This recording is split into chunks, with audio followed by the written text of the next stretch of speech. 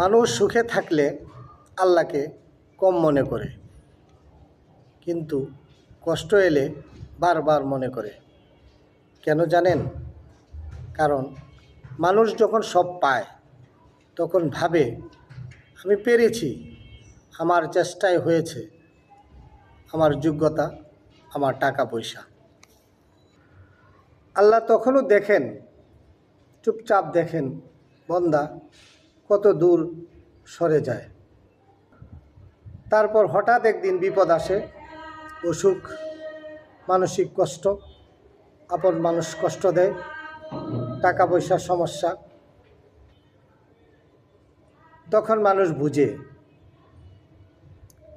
দুনিয়াতে ভরসা করার মতো আল্লাহ ছাড়া আর কেউ নেই। তাই আল্লাহকে বারবার ডাকে, আল্লাহর পথে ফিরে আসে। আল্লাহ আমাদের কষ্ট দেন শাস্তি দেওয়ার জন্য না, ফিরিয়ে আনার জন্য। কারণ আল্লাহ চান না তার বান্দা তার থেকে দূরে থাকুক। তাই বলবো, আমাদের জীবনের কষ্টটা আল্লাহর রাগ না, এটা আল্লাহর ডাক।